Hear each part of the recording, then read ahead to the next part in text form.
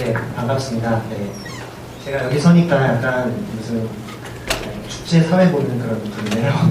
네. 웃지도 않고, 네. 그래서 약간 어색합니다. 네, 저 소개 먼저 간단하게 드리면은, 지금 주제는 제가 머신러닝, 딥러닝 앤 모션 어널리시스라고 가지고 왔는데요.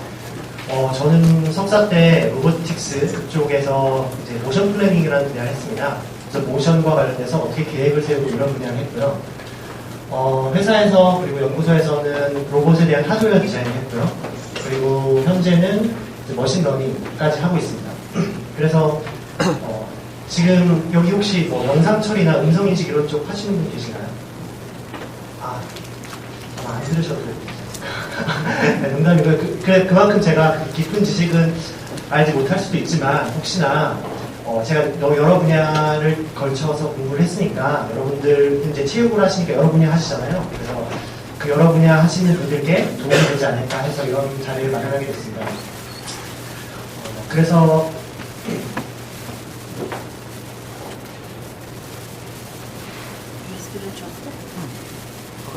잠시만요.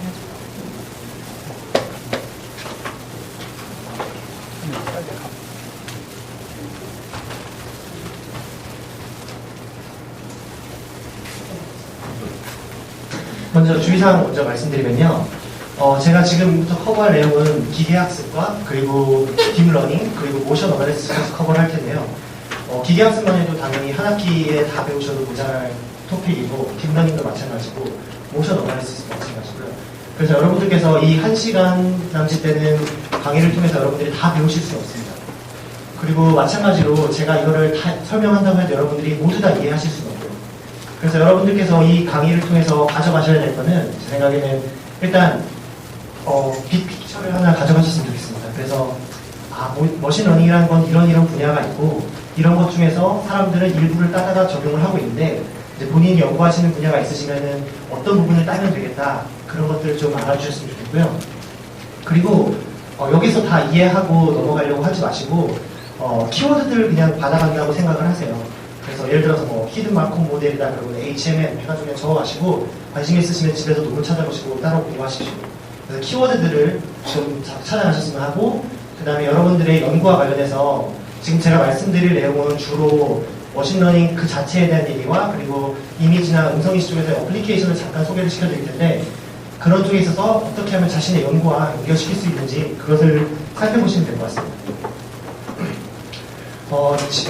진행은 이렇게 세 가지로 할 거고요. 첫 번째는 이제 머신러닝의 기초에 대해서 아마 머신러닝을 수업을 들으시면 한 학기 동안 어떤 내용을 배우시는지에 대해서 간략하게 아주 쉽게 설명을 드릴 거고요. 그리고 두 번째로는 이제 딥러닝, 요즘에 굉장히 핫한데 이 딥러닝이란 과연 어떤 건지에 대해서 개괄하게 설명을 해드릴 거고요. 그리고 마지막은 이제 모션 어널리시스에서 어떻게 머신러닝 테크닉들이 사용이 될 수 있는지에 대해서 설명을 드릴 겁니다. 시간 배분은 아마 첫 번째 20분, 두 번째 20분, 세 번째 한 10분 정도가 될 거고요. 세 번째에 대해서는 사실 아직 딥러닝이 뜬 지가 한 길게 봐야 8년, 9년 됐고요. 그리고 모션 쪽에 적용된 지는 지금 채 1, 2년 정도밖에 안 됐거든요. 그래서 이 3번 쪽의 부분에 대해서 여러분들께서 훨씬 더 저한테 많은 아이디어를 주실 수 있을 거라 생각하고 챌린지들을 던져드리는 선에서 마무리 짓도록 하겠습니다. 먼저 기계학습이란 무엇인가에 대해서 설명을 하겠습니다. 맨 처음에 보이시는 내용이 혹시 이거 좀 밝으신가요? 앞에 좀 꺼드릴까요?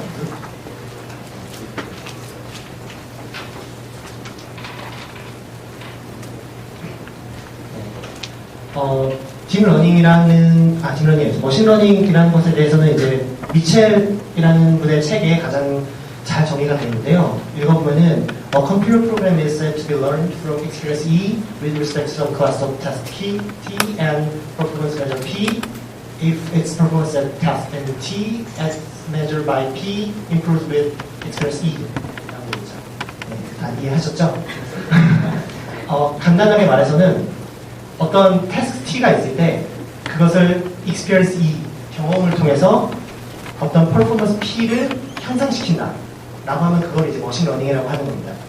그래서 보통 experience라는 거는 데이터로 주어지고요. 그래서 이 데이터라는 것을 통해서 퍼포먼스 메저가 향상이 돼서 어떤 태스크를 성공을 했다. 그러면은 머신러닝이 성공적으로 적용됐다고 하거든요.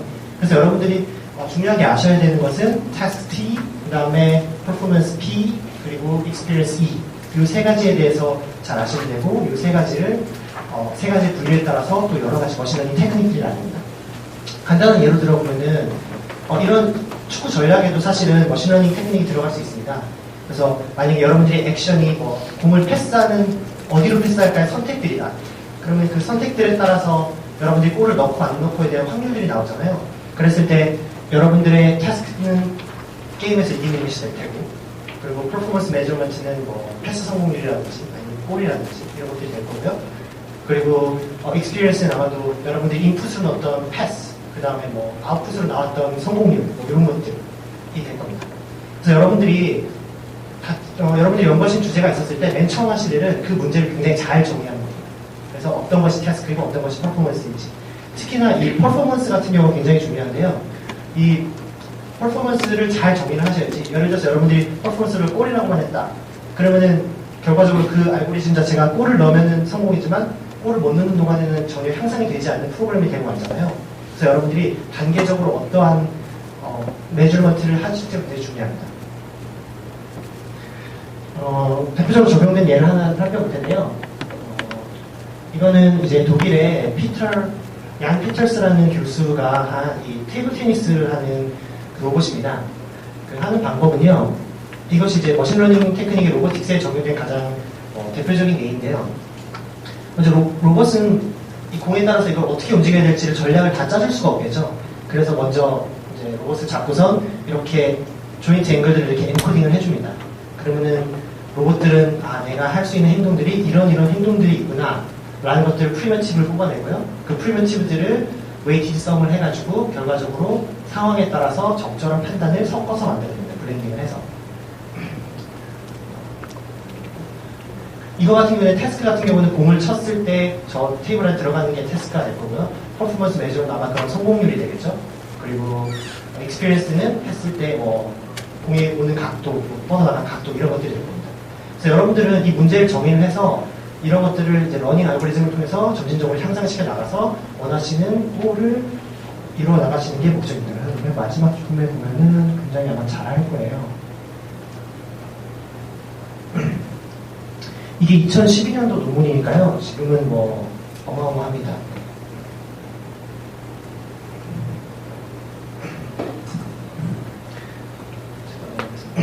그럼 먼저 짧게 각각에 대해서 살펴보도록 하겠습니다. 일단 태스크는 대표적으로는 그 아웃풋이 어떤 형태이냐에 따라서 나눌 수가 있습니다. 그래서 아웃풋이 만약에 디스크리트한 1, 2, 3, 4, 축구, 야구, 농구, 배구 이런 식으로 디스크리트한 것이라면은 우리는 그것을 이제 클래시피케이션 문제라고 보고요. 만약에 그 아웃풋이 연속적인 문제다. 예를 들어서 키가 어떻고 무슨 길이가 어떻고 이런 식으로 연속적인 컨티뉴어스 밸류가 나올 수가 있잖아요. 그럴 때 리그레션이라고 합니다. 당연히 클래시피케이션 문제가 조금 더 쉽고요. 대표적인 예로는 이런 손글씨들을 레코그니션하는 문제가 있습니다. 그래서 사람들이 손글씨를 했을 때 이것을 어떻게 레코그니션을 할 것이냐. 이거는 0이다, 이거는 1이다. 그래서 여러분들이 그냥 글자만 막 쓰면 그걸 인식해가지고 아이패드 다 알아볼 수 있도록 이런 것들이 이제 클래시피케이션 문제고요.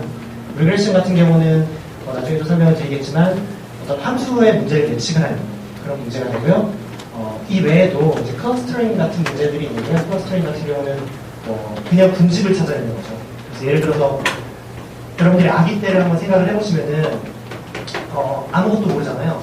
아무것도 모르지만 사과 같이 보이는 것들을 사과라고 구분할 수 있고 동물이라고 보이는 것들을 동물이라고 구분을 하시잖아요. 아무것도 가르치지 않아도. 그건 왜 그러냐면 여러분들이 어떠한 가르치지 않아도 그것에 대한 어떤 패턴을 인식을 하는 거죠. 그냥 그 데이터만 보고. 이렇게 패턴을 인식을 하는 것들을 분집 클러스터링이라고 합니다. 태스크에 따라서 대표적으로 이런 것들이 있고요. 그리고 퍼포먼스 매저는 클래시피케이션 같은 경우는 많이 쓰는 거는 이제 제로원 로스라고 하는 단순하게 맞으면 1, 틀리면 0 이거 주는 겁니다. 그리고 리그레션 같은 경우는 얼마나 정답과의 거리가 멀은지 짧은지. 그래서 예를 들어서 내가 슈팅을 찼을 때 공이 이쪽으로 갔어야 되는데 요만큼이 차이가 났다면 그 디스턴스 될 수 있겠죠. 그런 L2 디스턴스를 하기도 하고 L1 디스턴스를 하기도 하고요. 클러스터링 같은 경우는 둘 다 쓰기도 합니다. 예를 들어서 제로원 로스를 쓴다 그러면은 클러스터가 제대로 잘 됐는지, 사과를 바나나에 넣지 않았는지 이런 것들을 보고요. 그리고 그냥 L2 L2 놈 같은 걸 한다면은 각각의 클러스터와의 그런 거리가 얼마나 되는지, 정말 가깝게 잘 모였는지 이런 걸 적습니다. 익스피리언스는 아까 말씀드렸듯이 데이터라고 할 수 있는데, 데이터는 두 가지 종류의 데이터라고 할 수 있습니다. 하나는 라벨드 데이터와 하나는 라벨드가 안 돼 있는 데이터. 머신러닝은 어떻게 보면은 함수 관계를 학습을 하는 거라고 보실 수가 있습니다. 예를 들어서 제가 인풋을 어떻게 넣었을 때 y가 나올 텐데, 제가 인풋을 어떻게 넣었을 때 y가 나올 텐데, 그 가운데 연기가 블랙박스인 거죠. 이 블랙박스를 열심히 수학 공부를 해서 할 수도 있겠지만, 그걸 이제 데이터에서 어떻게 통계적 지식을 얻어서 하겠다는 것이 바로 이제 머신러닝인데요. 그런 의미에서 데이터의 라벨링이 중요합니다. 라벨링이 있다는 것은 x를 넣었을 때 최종적인 출력 y, 요 쌍을 알고 있을 때입니다. 예를 들어 사진들이 있으면 사진이 이거는 사과, 이거는 배, 이거는 동물, 이것들 다 알고 있을 때 이거는 라벨링 데이터, x, y 페어들이 있는 데이터를 하고요.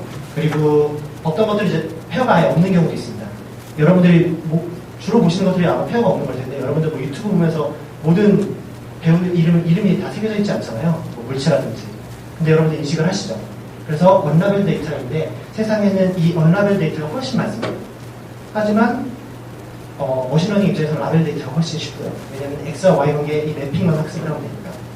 그래서 이런 챌린지 중에 하나가 어떻게 하면 이 라벨 데이터를 많이 얻느냐인데, 대표적인 예로는 여러분들이 이제 많이 들어보셨겠지만 사이트 가입할 때 이렇게 캡처라고 해가지고 이렇게 손글씨를 이렇게 인식해서 쓰시잖아요. 이게 좋은 라벨링의 일입니다. 그래서 그 손글씨와 여러분들이 쓰신 정답, 이거를 이제 엮어가지고 언라벨드 데이터를 라벨 데이터로 이렇게 여러분들의 수고를 공짜로 얻어가지고 이렇게 만드는 거예요.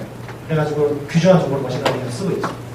여러분들께서도 마찬가지에 스포츠 공학을 하시는데 정말 머신러닝 문제를 풀고 싶다. 그러면 첫 번째 고민을 하셔야 될 게 어떻게 질 좋은 데이터를 얻을 것입니다.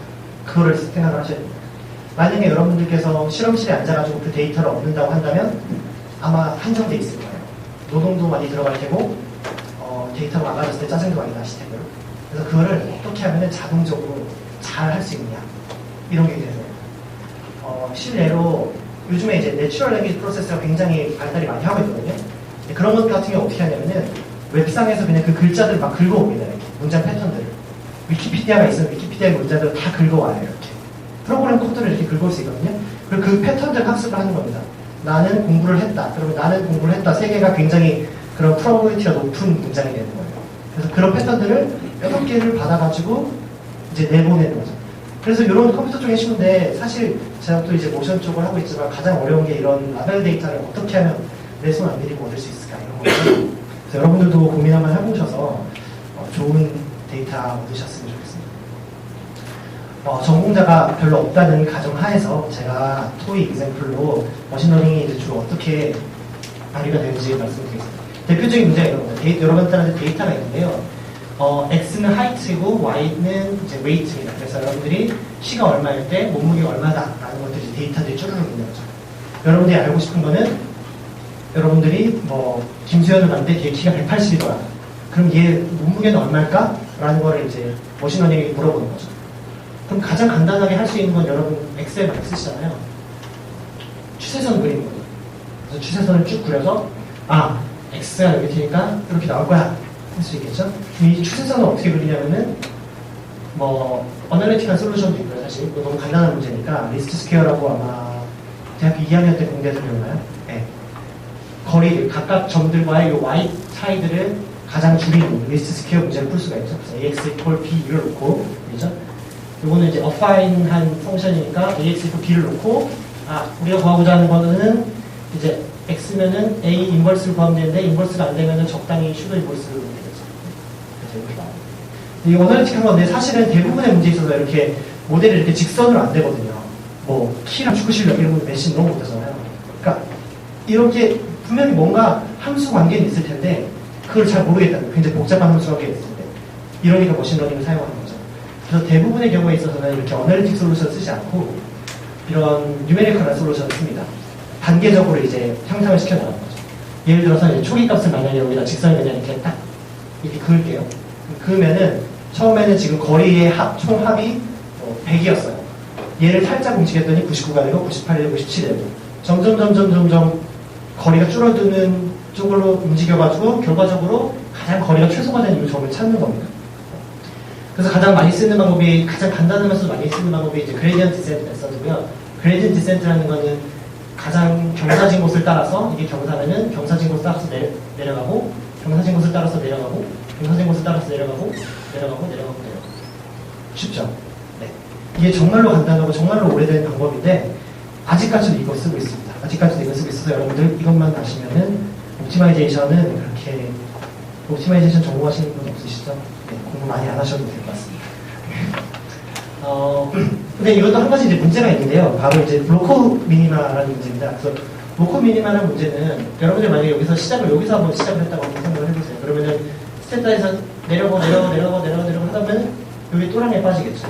그래서 여기가 난 최적이야. 더 움직이면 나는 에러가 올라간다고 이렇게 생각을 할 수가 있잖아요. 그래서 이런 로컬 미니마가 고질적인 문제입니다. 그래서 이 로컬 미니마를 어떻게 푸느냐만 잘 해결을 하면은 이 문제가 잘 풀릴 텐데, 아직까지 명쾌한 해답은 없습니다. 이거는 네이처라 가지고 그냥 이 방법 자체가 로컬 메소드이기 때문에 로컬한 솔루션밖에 구할 수 없다. 이건 네이처라 가지고 어쩔 수가 없습니다. 하지만 그래도 최신의 기법들도 대부분 이 방법을 사용합니다.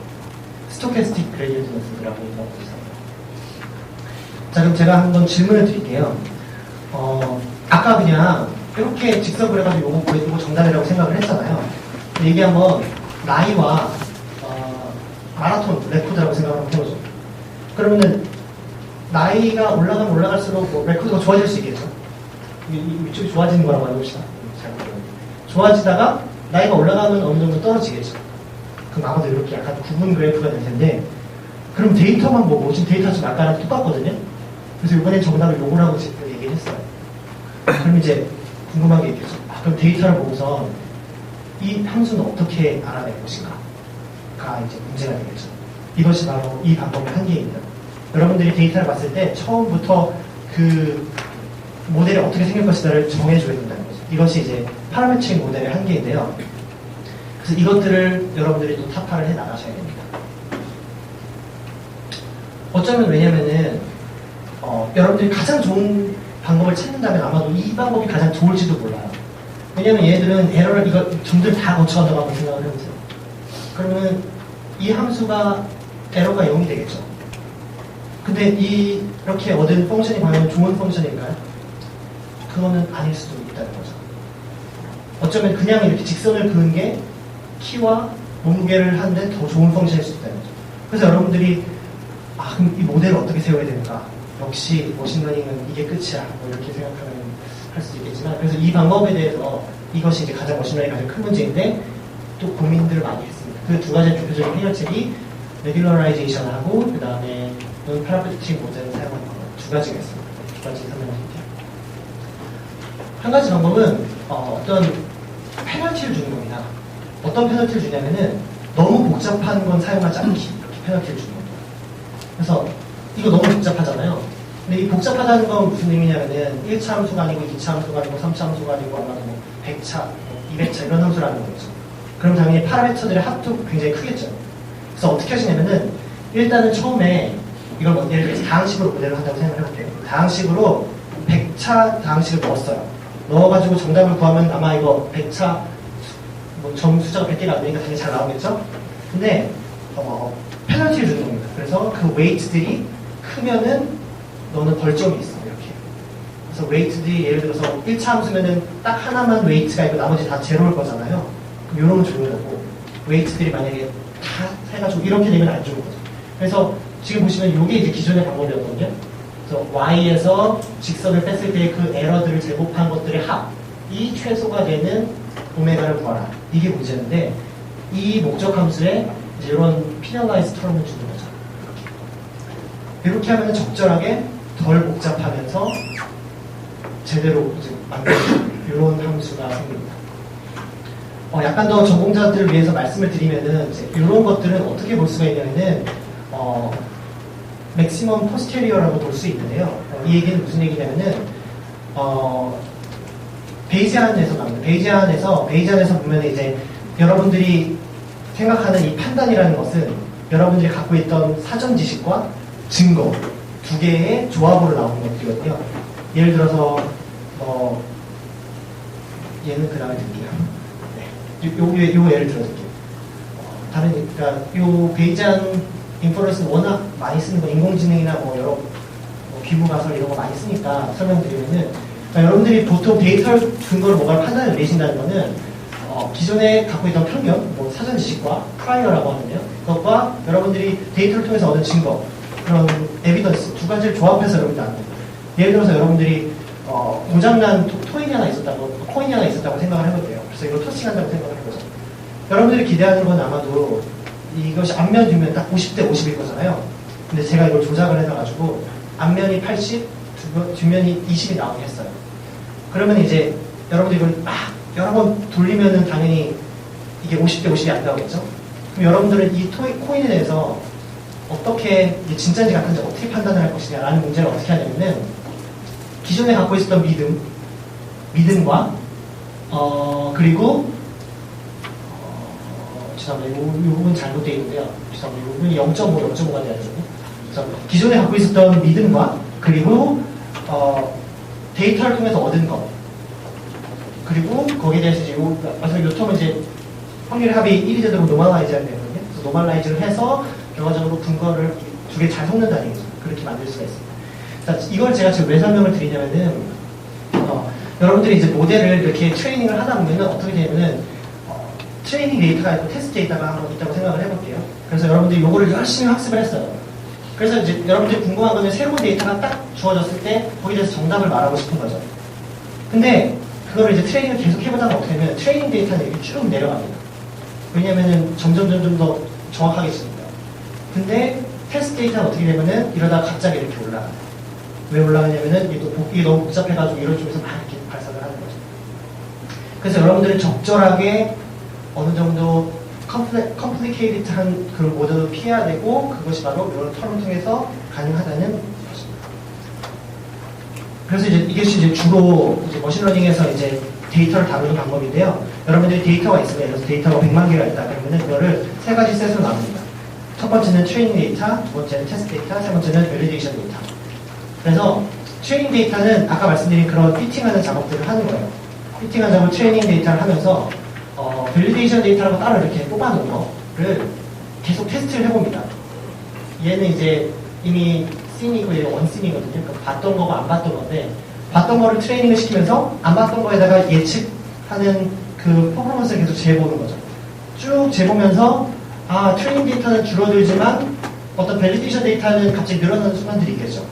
그 얘기는 다시 말해서 모델이 너무 복잡해졌다는 얘기인데 오버피팅이 일어나고 있다는 얘기인데 그것이 일어나는 순간 더 이상 트레이닝을 멈추는 거죠. 그것이 우리가 원하는 것이니까.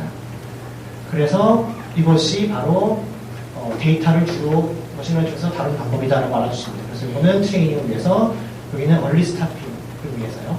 그러니까 끝까지 내려간다고 계속 트레이닝하지 말고 이 정도에서 그만두자라는 거예요.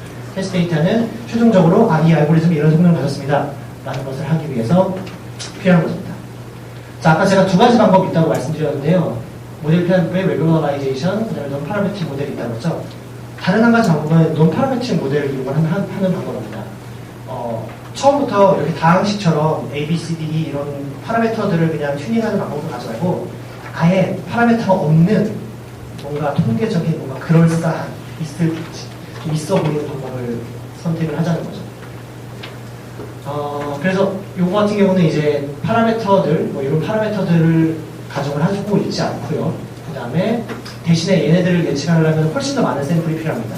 사실 1차 직선이면 하나, 두 개, 2차 직선이면 3개 이렇게만 있으면 되잖아요. 근데 얘네들은 훨씬 더 많은 샘플을 필요로 하는 거죠. 이 방법들은 이제 커널 메서드라는 것들이 되게 많이 사용이 되는데요. 대표적인 예로는 아까 테스트 중에서 리그레션 테스트가 있고 클래시피케이션 테스트가 있다고 했죠. 리그레션으로는 이제 가우시안 프로세스 리그레션이라는 것이 굉장히 많이 쓰이고요. 그리고 클래시피케이션에서는 서포트 벡터 머신이라는 게 굉장히 많이 쓰입니다. 아마 특히 클래시피케이션에 있어서는 서포트 벡터 머신이 그냥 거의 스탠다드로 사용을 하고 있습니다. 커널 메서드라는 게 뭐냐면은 여러분들이 만약에 데이터가 있다고 생각을 해볼게요. 그리고 여러분들이 데이터가 있는데 그 데이터를 구분을 해야 됩니다. 이거는 빵, 사과, 과자, 동물 이런 거 다 구분을 해야 되는데 구분을 한다는 의미는 데이터에서 쭉 잘라가지고 여기까지는 사과, 여기까지는 배, 여기까지는 동물 이렇게 나누는 거죠. 이 구분선을 만드는 데 있어서 당연히 직선으로 안 되겠죠. 직선으로 안 되고 어떤 복잡한 선을 이용을 하면 될 텐데 복잡한 선은 왠지 싫어요. 새로운 데이터에 대해서 좀 잘 맞지가 않으니까. 그래서 이제 어떤 방법을 택하냐면은 이 공간 자체를 왜곡을 하는 겁니다. 그래서 이 공간 자체를 어떤 클래시피케이션 하는 좋은 공간에 그것이 하이 디멘셔널 스페이스일 수도 있고 로우 디멘셔널 스페이스일 수도 있지만 공간을 옮기는 거죠. 옮긴 다음에 쫙 여기서 이렇게 옮기는 거를 이제 커널 펑션이라고 하거든요. 커널 메서드라는 거는 다른 게 아니라 넌리니어한 메서드인데 리니어하게 방법을 적용을 하되 거기에 이제 x 대신에 이런 커널 펑션이면 파이 x를 쓰자는 거죠. 그래서 파이 x라는 하이 디멘셔널 공간에서 클래시피케이션 하자. 이게 바로 커널 메서드. 그래서 이 커널 메서드가 1998년 9년 이쯤에 나와가지고요. 그쯤에 나와가지고 2000년대 중반, 후반까지도 거의 머신러닝을 장악했던 방법이 바로 이 방법이었다고 생각하시면 됩니다. 대표적인 예 두 가지 보여드릴 텐데요. 아까 말씀드렸듯이 요거랑 요거 있다고 말씀드렸죠. 그래서 만약에 여러분들께서 스포츠 공학을 하시면서 클래시피케이션을 해야 된다 라고 하면은 많은 고민하지 마시고 이거 쓰시고요. 그 데이터가 만약에 정적인 데이터라면요. 그리고 만약에 리그레션을 해야 된다라고 하면은 가우시안 프로세스 그리고 GPR 먼저 사용해 보시고 그 다음에 더 나은 방법 생각하셔도 괜찮으실 것 같아요. 개념적으로 스몰 벡터 머신 먼저 설명을 드리면은 스몰 벡터 머신은 일단 커널을 제외하고 설명을 드릴게요. 자, 여기 지금 데이터들이 있는데 데이터가 얘는 빨간색 데이터, 얘는 파란색 데이터라고 해볼게요. 제가 생명인데 잘 안 보여서. 그러면 이제 이걸 구분하는 선들이 있을 수 있겠죠. 여러 가지 선들이 있을 수 있는데 그럼 이 중에서 어떤 선을 택하는 게 가장 좋으냐 이런 질문을 던질 수 있을 겁니다. 서플 벡터 머신에서 얘기하는 거는 마진을 가장 크게 하는 것을 고르자라는 거예요. 그래서 마진이라는 거는 이제 여기서부터 가장 가까운 점과의 거리거든요. 그래서 여러분들이 데이터를 하이퍼 플레인으로 쭉 나눈다라고 했을 때 그 데이터와의 마진을 가장 크게 하는 것이 바로 이제 서플 벡터 머신이고요. 당연히 이렇게 한 방으로는 안 잘리니까 서플 벡터 머신에서는 기본적으로 커널 펑션을 사용을 합니다. 예를 들어서 데이터가 이렇게 있다고 하면은 이거 아무리 잘 잘라봐도 안 잘리죠. 안 잘리는데 이거 좋은 방법이 뭐냐면은 얘네들을 x라고 하잖아요. 그럼 x에다가 어떤 함수를 넣어요. 예를 들어서 이런 함수를 넣는 거죠. 그래서 새로운 x는 x제곱이고 새로운 y는 x는 x2고 새로운 z는 x2 이렇게 넣어요. 그러면은 이 함수들이 이렇게 다른 곳으로 매핑이 되거든요. 각 데이터들이 이렇게. 그 다음에 이 맥시멈 마진을 하는 요거를 구해주는 거죠. 이것이 이제 방법입니다. 서플 벡터 머신이 하는 방법. 그러면은 그 문제를 이제 수학적으로 표현을 하자면은 이제 이런 걸로 나타낼 수가 있고요. 지금 여기 보시면 요 오메가 제곱이 요 유도하면 나오는데 여기서부터 여기까지 거리를 프로젝션 시키고 그거를 이렇게 놈을 쓰면 바로 요거랑 요거 곱하기 콘스턴트 텀이 나옵니다. 그래서 요거 쓰시고 그 다음에 요거 트레이닝 에러. 그러니까 트레이닝 에러를 줄이면서 마진을 최대로 하는 이런 옵티마이제이션 문제가 됩니다. 요거를 푸시면 되고요. 사실 요게 이제 그 직관적으로 나오는 수식인데 요거를 이제 다르게 커널을 적용해서 리포뮬레이션을 하면은 이제 이런 듀얼 폼이 나오거든요. 그래서 이 듀얼 폼을 가지고 이제 쿼드라틱 프로그래밍이라는 그 계산 방법이 있는데 그 계산 방법 모르시면 그냥 매트랩 같은 데다 쿼드라틱 프로그램 쓰시면 돼요. 네, 그거 적용하시면 정답을 짜자잔 내줍니다. 그래서 요거가 대표적으로 이용된 게 이제 마이오라는 제품이 있는데요. 요거는 이제 저희가 다니고 있는 학교인 워털루 대학에서 이제 천천히 보면은 안 되겠네요. 마이오에서 하는 것은 뭐냐면은 여기 지금 팔뚝에 요거 차고 있잖아요. 그래서 여러분이 팔뚝을 움직이시면은 여기서 이제 전기 신호가 나옵니다. 그래서 그걸 이제 EMG라고 하는데요. Electrical Magnetic, 머스큘러 이런 거 있습니다.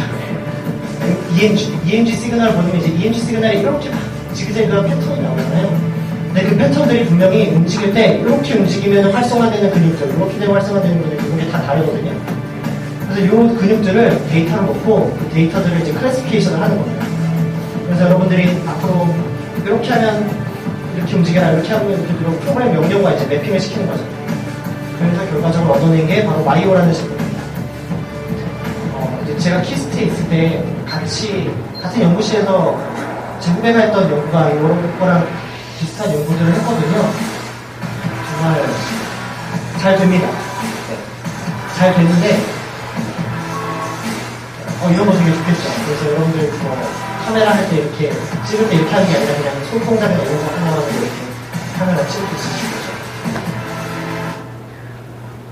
근데 잘 되는데 이제 머신러닝의 이제 단점 중에 하나는 굉장히 이제 데이터 스페시픽하다는 거죠. 여러분들이 만약에 내가 이걸 트레이닝을 하고 저희 아이한테 저 아이 없습니다. 저 그건 아니고요. 네. 아이한테 만약에 주면은 아이랑 저랑 근육신호 패턴이 워낙 다르기 때문에 제가 쓴 거랑 얘가 쓴 거랑 달라요. 그래서 이 난리지를 여기다 쓸 수가 없어요. 그래서 얘는 시작하기 전에 또다시 한번 트레이닝을 시켜야 됩니다. 요거는 위로 가는 거고, 요건 아래로 가는 거고, 요건 옆으로 가는 거고, 이거 다 트레이닝 시켜야 되거든요. 그 다음에 또 할 수 있고. 이게 사람마다 다른 게 아니라 할 때마다 또 다르고, 할 때마다 해야 돼요. 그래서 이거 되게 불편하거든요. 이거 어떻게 하면 안 할 수 있을까라고 그 생각도 많이 하는데 쉽지가 않습니다. 왜냐면 사람들이 착용할 때 무슨 뭐 여기다가 구멍 뚫어서 나사가는 게 아니잖아요. 대충 끼잖아요. 대충 끼니까 내가 처음에 1번 시그널이라고 봤더니 8번 시그널로 갈 수 있고 중간 시그널로 다 다르기 때문에 아무튼 여러분 이거 잘 될까 모르겠습니다. 비디오도 잘 나왔는데 잘 되게 많은데 제 친구들도 여기서 일하고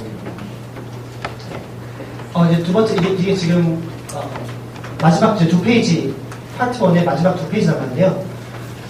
이제 가우시안 그 리그레션 문제도 한번 봐야 되잖아요. 리그레션 중에서 이제 가우시안 프로세스 리그레션이라는 게 있는데 여기 이제 외계어들이 쓰여 있죠.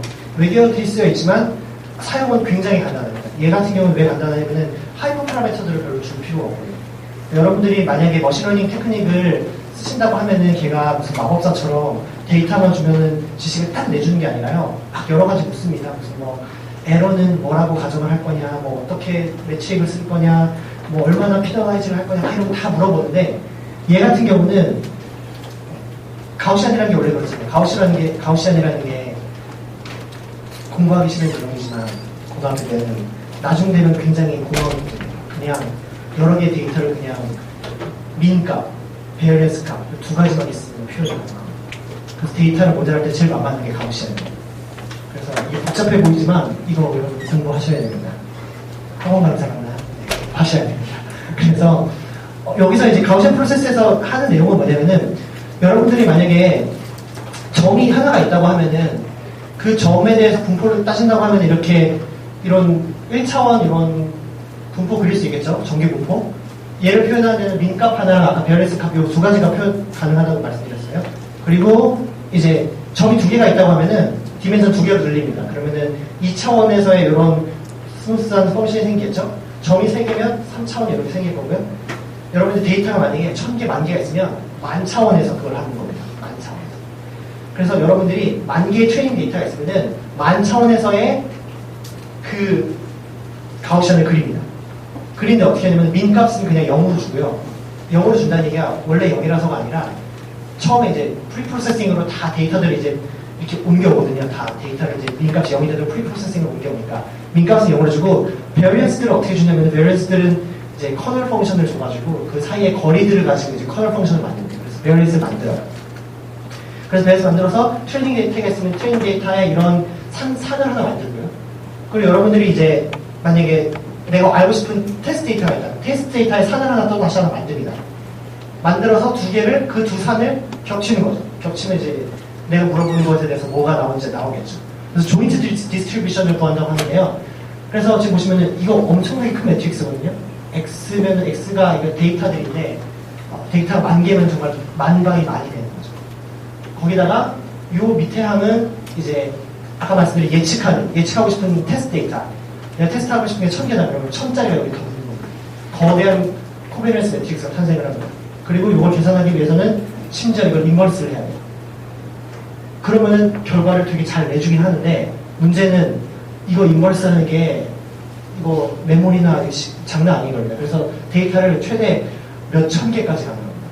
몇 만 개니 몇 천 개. 그래서 항상 고민이 뭐냐면은 로봇이나 이런 거 할 때 데이터를 막 쌓거든요. 쌓으면은 금방 쌓입니다. 내가 100Hz로 쌓는다 그러면 1초에 100개니까 1분만 하면 6,000개고 막 몇 분만 하면은 엄청 많거든요. 그 데이터들을 이 가우시안 프로세스를 하면 안 써요. 그래서 어떻게 하냐면 그 데이터들을 비슷한 거 버리고 뭐 등성등성하게 만들고 또 이 가우시안 프로세스도 굉장히 변형들이 많거든요. 그래서 스파르스 GPR이라는 것도 있는데 어떻게 어프록시메이션을 할 것이냐 가정들을 넣어서 막 어프록시메이션을 해요. 거기가 되게 공부를 많이 해야 되거든요. 아무튼 여러분들은 신경 쓰지 마시고 데이터를 1000개 정도 쓰셔서 넣으시고 짜잔 하고 교수님께 갖다 드리면 됩니다. 이거 되게 편리하네요. 그래서 이것도 예제를 하나 보여드릴게요. 지금 보신 이 파란색 부분이 뭐냐면은 그 certainty에 대한 그 확신 구간입니다. 그래서 지금 시작은 이제 아무런 사전 정보가 없는 거죠. 위에 동시에 볼게요. 그래서 위에 여기 사전 정보가 아무것도 없어서 그냥 데이터는 이 정도 바운드리 내에 있을 거야 라고 지금 생각을 한 상태에서 진짜 민값하고 지금 베어리스가 중요한 하이퍼파라미터. 근데 이제 데이터들이 쌓이잖아요. 데이터들이 쌓이면은 거기에 대해서 이제 이 직선을 지나는 어떤 함수를 만들어야 되는 거죠. 그리고 제가 하이퍼파라미터 건드리기 요 세 개인데 뭐 랭스 스케일이랑 뭐 베어리스라고 생각하시면 돼요. 그래서 점들이 찍히더라도 완전 정확하게 지나가도록 하자. 혹은 어느 정도의 에러는 원래 있었다고 생각을 하자. 이런 파라미터 이 세 가지만 조정을 해주시면 여러분들이 원하시는 것들을 할 수 있어요. 지금 이렇게 움직이는 거는 제가 함수 자체를 파라미터가 그 피리어딕한 거라고 가정을 해서 그렇거든요. 그러니까 여기 보시면은 다시 그래서 제가 점을 찍으면은 이제 막 되는 거죠. 되게 좋죠.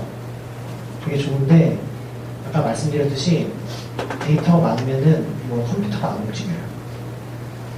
그것만 조심하시면 돼요. 아까 지금 밑에 거 안 봤는데 그래서 이거를 이제 로보틱스에서도 많이 쓰고 있습니다. 그래서 로보틱스에서 어떻게 쓰냐면은 그 데이터들이 여러분들이 이제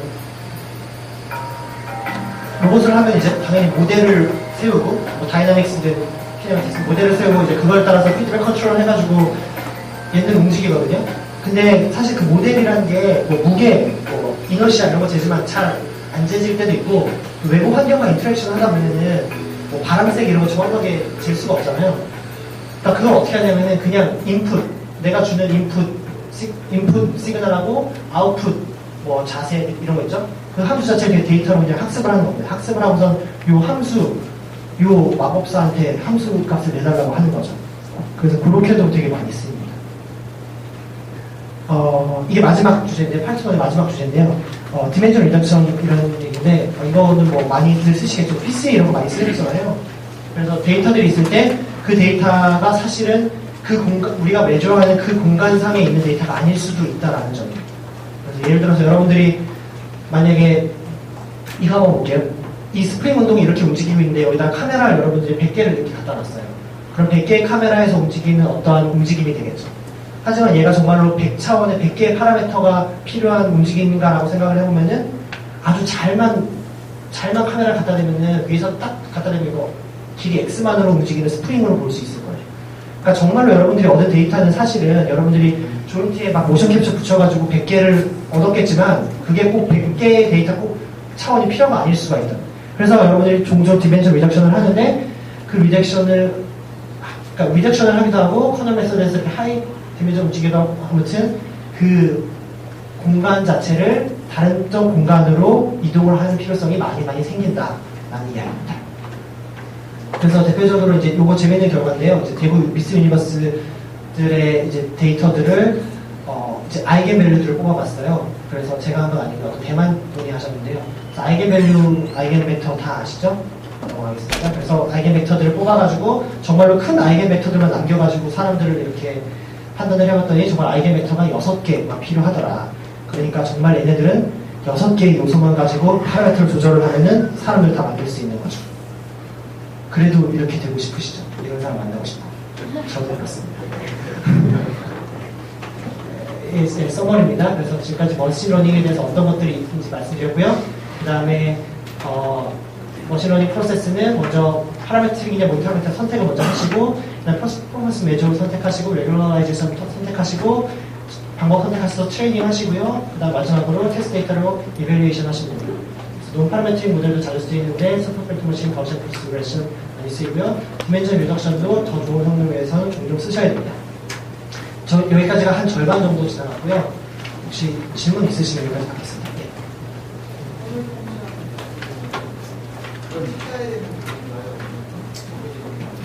네, 사실 그래서 그 다음 딥러닝에서 이제 그런 질문들을 던지는 건데요. 커널 펑션이면 과연 이 디멘전을 어떻게 이걸 알 수 있는 거냐.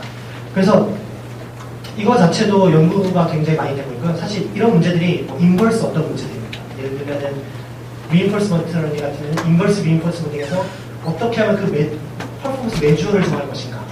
어떻게 하면 이 커널 펑션을 찾을 것인가. 어떻게 하면은 뭐 인버스 옵티마이제이션, 그러면 옵티마이제이션의 그 코스트 펑션을 어떻게 정할 것인가. 이 인버스 문제인데요. 그런 식으로 계속 접근을 해오다가 그러니까 원래는 이제 사람 휴리스틱으로 쓰고요. 그게 아니면 이제 인버스 문제를 풀어서 하다가 요즘에 와서 이제 딥러닝에서 이제 그런 것들, 새로운 것들을 만들어 드리는 거니까 그거는 다음 파트에서 설명드리도록 하겠습니다.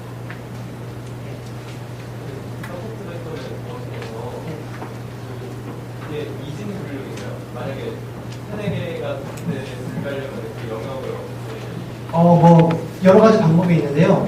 당연히 방법들은 있고요. 지금 설명드리려고 이진을 한 거고, 그거를 뭐 원앤 어나더로 다 나눠가지고 하나씩 차례대로 구분하는 방법도 있고, 그다음에 한꺼번에 하는 방법도 있고요. 네, 그런 건 뭐 충분히 쓰실 만큼 쓰실 수 있어요.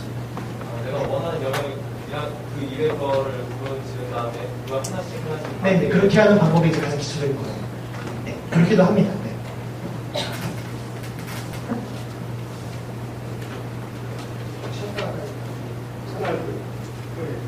어떻게 하는 게 좋으신가요? 쉬는 게 좋은가요? 쉬면 다 나가실 건가요? 네, 그럼 그 다음 2부에서 뵙겠습니다. 5분 쉴게요.